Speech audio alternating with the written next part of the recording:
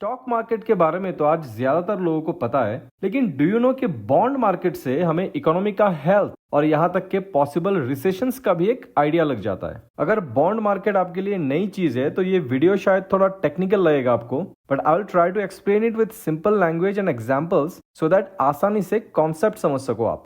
In common language bonds मतलब एक debt instrument होता है। जैसे कोई कंपनी से बजाज फाइनेंस अपना बॉन्ड निकालती है जिसको कोई इन्वेस्टर खरीद सकता है, and that bond will promise the investor a fixed monthly और yearly return as interest, and at the end of the tenure of that bond वो प्रिंसिपल भी इन्वेस्टर को वापस कर दिया जाता है। बॉन्ड इशू करके कंपनीज मार्केट से पैसा उठाती है अपना बिजनेस रन करने के लिए। सिमिलरली किसी कंट्री का सेंट्रल बैंक भी बॉन्ड्स निकाल सकती है जिसको गवर्नमेंट बॉन्ड या ट्रेजरी बॉन्ड बोला जाता है। And unlike the company bonds, the government bonds और central bank bonds are considered to have zero risk, क्योंकि एक कंपनी तो बैंकरप्ट हो सकती है बट एक कंट्री, स्पेशली अगर वो यूएस या इंडिया की तरह कोई स्ट्रॉन्ग कंट्री हो, तो वो बैंकरप्ट नहीं होती।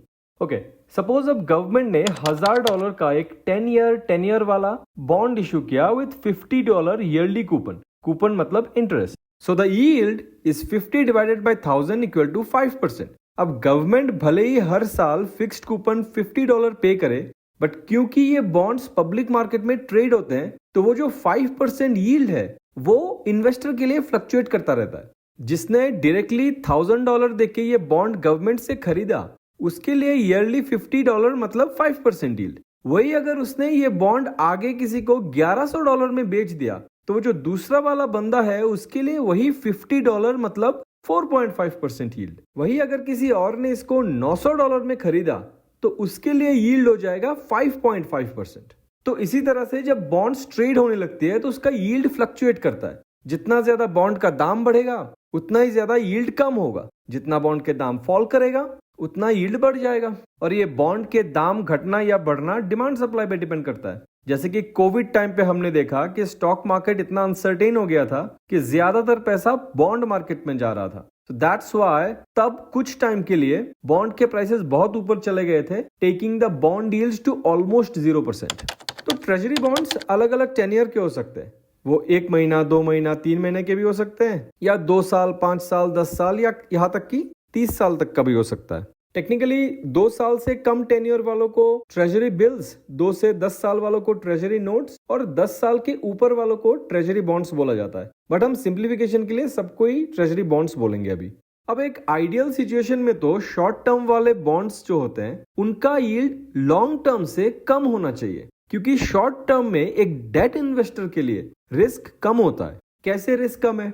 ऐसा सोचो कि आपका कोई दोस्त आपसे 1 लाख रुपए मांग रहा है उधारी पे for a shorter duration of 3 months. अब आपको पता है कि आपका दोस्त किस कंपनी में काम कर रहा है, थोड़ा बहुत उसके करंट लाइफस्टाइल की वजह से उसके सैलरी का भी आइडिया होगा। तो आपके लिए ये गेस करना आसान है कि whether he will be able to repay you that money in the next 3 months और नॉट। लेकिन अगर आपने उसको 10 साल के लिए पैसा उधार दिया है तो उसमें बहुत सारे अनसर्टेनिटीज आ जाते हैं। क्या पता आगे चल के उसका जॉब चला जाए, बंदा शहर छोड़ के चला जाए, बीवी डिवोर्स देके प्रॉपर्टी लेके चली जाए।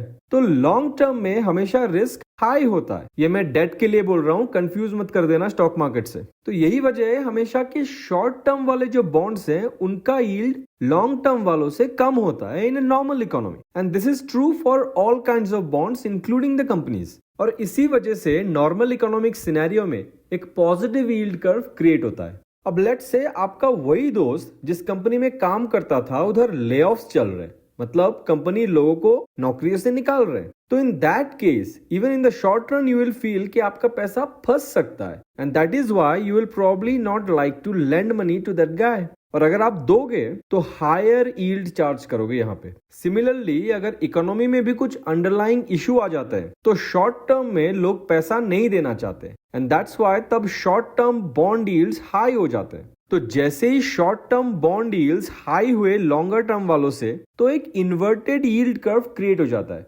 This inverted curve simply means लोग शॉर्ट टर्म में पैसा नहीं देना चाहते, मतलब बॉन्ड मार्केट इकोनॉमी में हिकअप्स एक्सपेक्ट कर रही है।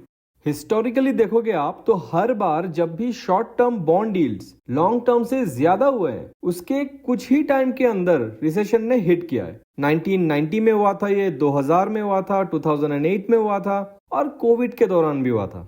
इस ग्राफ में रेड लाइन मतलब start of A recession and green मतलब एंड ऑफ ए रिसेशन। और जो चार्ट है वो 10 ईयर माइनस 2 ईयर के बॉन्ड यील्ड से बनाया गया है। ड्यूरिंग कोविड गवर्नमेंट ने इतना पैसा छापा एंड खर्च किया कि रिसेशन बहुत ही शॉर्ट लिव था, although that had created a problem of inflation which forced the Fed to keep the interest rate higher for a longer period of time and that hampered the economic growth.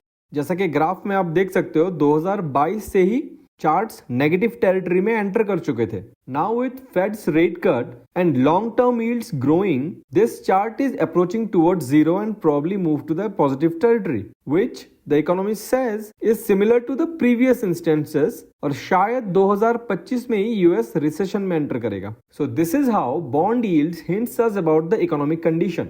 But क्या इस graph and economist के commentary की वजह से मैं सब कुछ बेच के कैश में बैठा हूं? नहीं, एक्चुअली मैं हमेशा ही 100% इन्वेस्टेड रहता हूं because I am always an optimist and being in cash gives me anxiety.